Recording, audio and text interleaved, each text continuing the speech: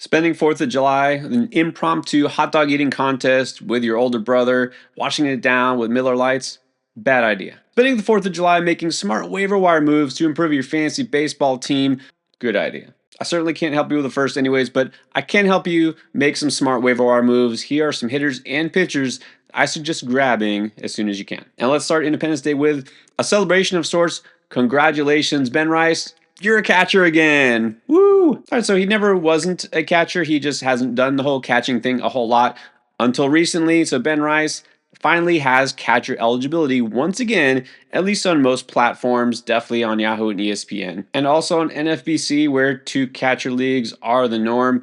Now, it goes without saying, anybody who swings a bat in any sort of lineup with regular consistency and can hit over 200 and has a pulse, you have value in a two catcher league. Ben Rice certainly has value. In a single catcher league, it's not as clear. He's not automatically a starting catcher. But look, the way the catcher position has gone this year, it's been so weird. The guys who were drafted early, those studs, yeah, they've been disappointing, if not busts. And then the guys who were just sitting on the waiver wire, some of them have been great. And then now it's not that clear. I mean, some guys are just struggling, injured, etc. It's been kind of a hot mess. So I understand if you want to put Ben Rice at catcher. I mean, he's not going to play every single day. He at least gets as many at-bats, if not more, than most other catchers. So there's that. And most other catchers, besides Austin Wells, aren't on the Yankees offense. Now, Rice has had value even before this, just as a first baseman / DH, because he's put up some good numbers. Most of it was early in the season. Now, you look and he's hitting just 233 on the year. The power numbers are good. He's got 14 home runs. But, how much of that has come recently? The thing is, he really ought to be doing better. He's been underachieving lately. That expected batting average, it's 296. And in fact, all his X stats, his whole StatCast line really is great. I'm hoping we see that positive regression soon. But even so, it's a lot easier to stomach that low batting average and the inconsistency at the catcher position as opposed to first base. I'm not saying Ben Rice is an absolute must add just because he's got a little C by his name now, but he's definitely a strong add depending on your needs. We're also about to get an eligibility switch for Noelvi Marte. He's going to have that little IL taken off of his name. He's rehabbing on the way back. We'll see him in the majors and probably manning third base on a near daily basis for the Reds. Marte's missed a lot of this season, and of course he missed a lot of last season because of suspension. But hey, if all this is behind him and he's back to just playing in Cincinnati, we know he's got value. This guy has power, speed, can hit for average. I mean, really could do it all. We just need to see it all come together for a consistent while. I say that he's coming back and then we got the All-Star break. So this is a second half play. Obviously, this is a stash. You might be able to put him on your IL as of right now before he comes back. Just going to need to make room for him somehow soon. He was hitting 294 before he got injured. Not a very large sample size to be sure, but he had just kind of gotten hot. And again, Cincinnati, great place for a hitter. He's going to have a path to ABs. Just had 5 RBIs in his most recent rehab start in the minors. Tremendous upside, so definitely a strong speculative add. Speaking of speculation, this might be just the optimist in me, but a guy who really deserves more at-bats is Hyun-Sung Kim of the Dodgers. I wonder out loud if he might get some now that Max Muncy is out. Muncy, of course, that injury on the stolen base attempt where he was at third base, out 6 weeks minimum. Now, here's the thing. Kim is not probably going to play third base. In fact, first game without Muncy, we got Miguel Rojas. Naturally, he's going to be the guy who plays at third, maybe some Hernandez, some other players. So this isn't just, a logical swap here where Muncy's out, Kim is in. Kim might not play, and even today, he's not in the lineup. So again, maybe I'm just being blindly optimistic here. I mean, it's not like he deserves it based on the fact that he's hitting 368 this year with 8 stolen bases and a pair of homers in just 87 at-bats. I understand the Dodgers have a lot of talented players. They can't all play at once. I really wish Kim was one of those talented players that was playing more. We've heard some rumors that maybe Tommy Edman is good enough that he can play the outfield now that he's a little bit healthier, which would move Kim to second base more often. Let's see if that happens. If nothing else, if you're in a league that allows daily moves, I like the fact that Kim gives you the flexibility when he does play. You can put him at second, short, or outfield. And so I like to put his bat in my lineup whenever possible. Here's hoping that there are more at-bats coming. And now the two Jakes. Let's start with a guy who's been really undervalued all season long. Jake Myers, definitely having his best season for the Astros. You know they need it. Yordan Alvarez, another setback. Is he ever going to come back? This really feels like Kyle Tucker from last year. But that aside, this has meant more at bats for Jake Myers, and now he's been moved up to the lineup, hitting second in that order. Also, Jeremy Pena being out hurts the Astros, but this gives him a little bit more leverage, makes him more valuable to that offense. Myers has definitely done everything he can to deserve it. He's hitting 302 on the season with 14 stolen bases. The power is not really going to be helpful to you in fantasy, but he does score a decent amount of runs. And now, hitting second, that number should just go up. And just imagine, post All-Star break, we actually see Yordan Alvarez back. If Myers sticks in that two-hole with Alvarez right behind him, even better. And with Corbin Carroll out, Jake McCarthy was called back up for the Diamondbacks. And Jake McCarthy is not a guy who drew a lot of interest when he was first activated because he had a miserable start to the season, which is why he got sent down to the minors in the first place. Well, Jake McCarthy making the most of his opportunities because after going 0 for 4 the first game back, got a 7-game hit streak going on and 2 homers, 6 RBIs in that time. That's just this past week. And though he hasn't been racking up steals just yet, McCarthy, that's really his best asset is his speed. He can help you with some steals. McCarthy can do this. This basically, I talk about streaky players. He is one of the most extreme all or nothing players. He is either blazing hot or so ice cold that he gets sent down to the minors. I mean, if he's putting together a true hot streak, this guy can absolutely help your team for the next week or so. Now, as a lefty, he will sit against some lefties. In fact, just tonight, Robbie Ray on the mound. McCarthy's not playing.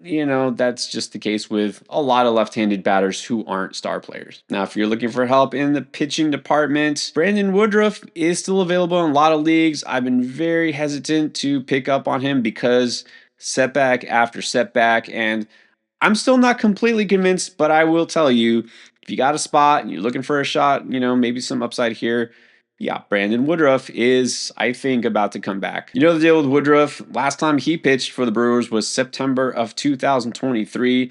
Shoulder surgery, and then on his comeback trail, an ankle injury, and then an elbow injury. I mean, nothing but bad luck here. Brandon Woodruff was really good back in 2023. Back then, he had an expected ERA in the 96th percentile and a strikeout rate of 29%, also one of the best in the majors. He was really good before the injury, but we also keep in mind this is a pitcher who hasn't pitched for a year and a half and also is 32 years old. There's going to be a lot of rust to knock off. Over 7 rehab starts at AAA was solid. 3.55 ERA, 1.22 whip. Pretty good. I know he can do better, but you're going to have to be patient here. And this is what I've been saying, why I wasn't rushing out, to pick him up or telling you to do that. You got to keep your expectations in check. He won't go too deep into games early on. He might not look great every time out. Not just me being pessimistic here. Even if you look on Yahoo, Eric Samolsky agrees with me. For those in fantasy leagues, he says Woodruff is unlikely to be someone that can be relied on week in and week out. Don't take this as I'm telling you to add him even though he's going to be bad, or not to add him at all. I'm telling you, this is a waiver wire video. Sure, if he's out there, pick him up, but keep your expectations real. Just know it's going to be a while before you should actually start him, and even then, expect a little bit of uneven performance. I'm going to say something kind of similar for Quinn Priester of the Brewers. Now, he has been healthy all year. He hasn't been a Brewer all year. Remember, they acquired him early on, and he was solid till he wasn't, until now. It's been about a month straight. Okay, I'll buy in. But let's be real here. He's coming off his best start, not just of the season, but maybe one of his best starts ever. He pitched 7 scoreless and struck out 11. Those 11 Ks are his career high, and not just this season, but by far for a career. His previous high was 7 strikeouts. But, here's the but, just gotta know, it was against the Rockies, okay? We've seen several pitchers here have huge gaudy strikeout numbers against the Rockies. But also, this is very unusual for Priester. As I mentioned, he doesn't usually do this. He never had even double digits before, but on the season, an 18.8% strikeout rate. That's one of the lower marks in the majors. But on the other hand, here's the good thing. Across his last 6 starts, only 5 walks total. So there's your trade-off there. You should not expect high strikeout numbers, but you can expect a pretty good whip. I mean, this has been a run now ever since being in Milwaukee. He looks like a different guy. And he's a high ground ball rate pitcher, 57% of the time getting those balls in the ground. That's good. That's generally a good thing. I mean, it can lead him to some uneven performances, but hey, even without the swing and miss, he's been doing pretty well keeping those ratios in check.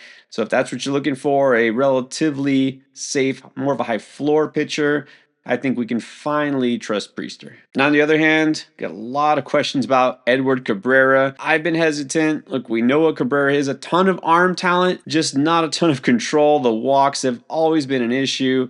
It looks like he's finally figured it out. It's been a road, though. I'll tell you what. Look, over the first 11 starts of this season, Cabrera didn't have a single quality start, and now he's got 2 in his last 3 times out. But we've definitely seen what we wanted from him. His very last start, he went 7 innings pitched, and that is a season high for him. And he's only even gone that far 3 times in his major league career. I'm always reluctant to buy in on a pitcher like him despite the stuff, just because we know good start, bad start, it could come at any moment. But we've seen it. If you look at the xWOBA, it's finally taking a decided downward trend, and that's what you want to see. The walks are starting to disappear. If he can consistently keep guys off the base paths, of course he's going to have success. And this is because, despite the fact he's got a lot of heat on that fastball, he's just throwing it less now. He's backed off, not using the four-seamer. He's leading with the changeup, and that has been really one of the things that has turned things around for him. And this is a good time to pick him up because, you know what, the schedule kind of works in his favor. Gets Milwaukee, which is decent, but he misses having to pitch in Cincinnati, in the Great American Ballpark, despite the fact the Marlins are going there, and then he'll get to face Baltimore. And then another Marlins pitcher here. No, not Yuri Perez, although he just had a great start just after we wrote him off. We got a new closer here. Maybe it's Ronnie Henriquez. Now, the Marlins have been playing musical chairs all season long, mixing and matching and just playing the matchup here with all their bullpen arms. But maybe not anymore. I mean, it certainly looks like Henriquez is the guy because he's got 3 saves just this week alone, and that's 3 out of the last 4 games. So there's no guarantee he's just the guy here on out, right? We could see Calvin Fauché, Anthony Bender. Right now, it certainly seems like he's the one because he's the only guy getting saves, and he has been great. Season-long stats are great. The ratios are low, and a 32.6% strikeout rate. Yeah, he's shown why he deserves to get the ball in the 9th inning. But if you don't trust Henriquez or you miss out, I mean, you could easily just pivot to Grant Taylor of the White Sox. Also, not been anointed the closer, but he's been the one who's gotten saves lately. And I know he just got lit up by the Dodgers. We'll excuse him for one bad outing. He had been really solid before that, and so this is a case where some people might be backing off of him. I'm not going to let that deter me because despite the 4.76 ERA, he's got a 2.76 expected ERA. And again, he's barely been in the majors. I haven't talked about him yet because he was just called up not too long ago. I did mention him on the Beat the Breakout. And now I'm saying, go ahead and add him. I've done it. His StatCast numbers are all very favorable. 12 strikeouts, only 3 walks so far. You might not get a ton of saves just due to the fact that he's on the White Sox. He has pitched well, and he's definitely their best option. His role really wasn't clear at first, and we saw him make a spot start or opener appearance, I guess. We saw him used in middle relief, and we've seen him used to slam the door in the 9th inning a couple of times. So no guarantee for saves here, but you need help there in the 9th inning, I'll take a chance on him. Don't sit back and just wait for the first half to be over. Keep making moves, be proactive. That's the way to win in fantasy. Get ahead of the game. We always got you covered with the best advice here.